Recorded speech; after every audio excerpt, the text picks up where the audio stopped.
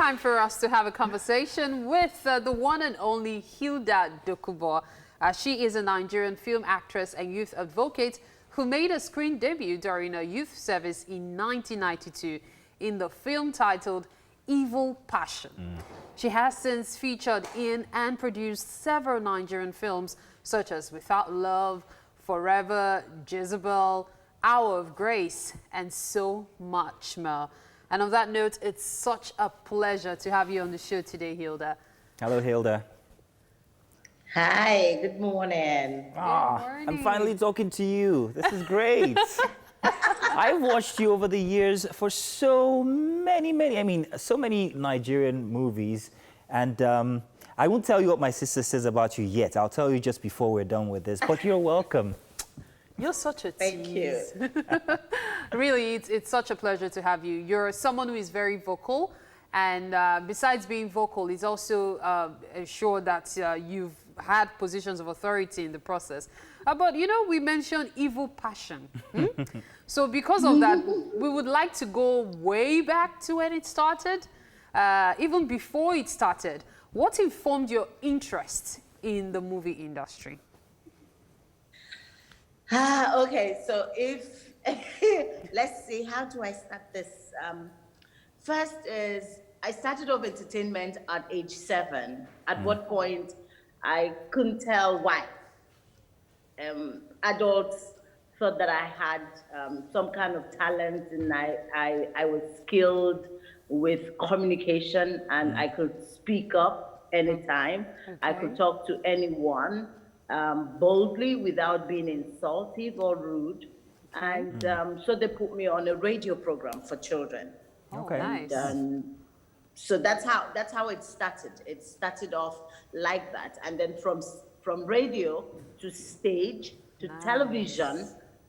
So all through my childhood to teenage to young adult, I was working at different levels.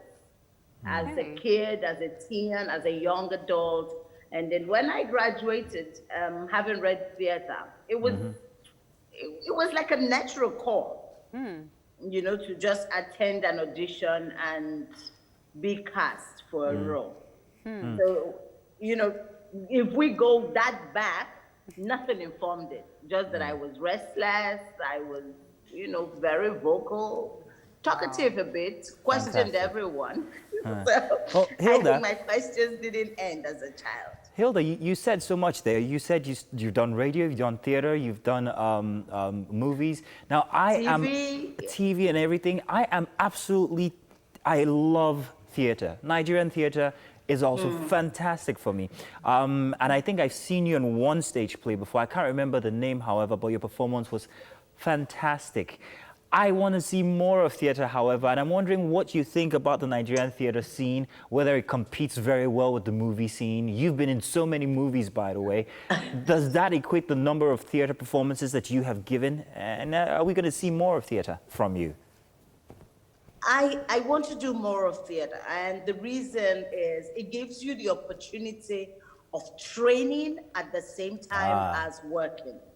Unlike camera, where your first day is your big day and you hardly have time for anyone owning anything with you because directors are looking for actors who are self-sufficient, and so they don't have time for you. Plus a lot of camera directors, or rather screen directors, are very lazy. So they don't have the time to begin to you know, to even work you through their process. They don't even take time to even work themselves into the script. So they're in a hurry. And I think it's in their bid to match their work with their budget, maybe, I hope. I'm not sure. So I would do more theater because, you know, you work with everyone else to achieve the objectives of that production. So as you work, the more you work, the more you get, you know, involved, and the more relationships you build, the more in the writer's head you get into.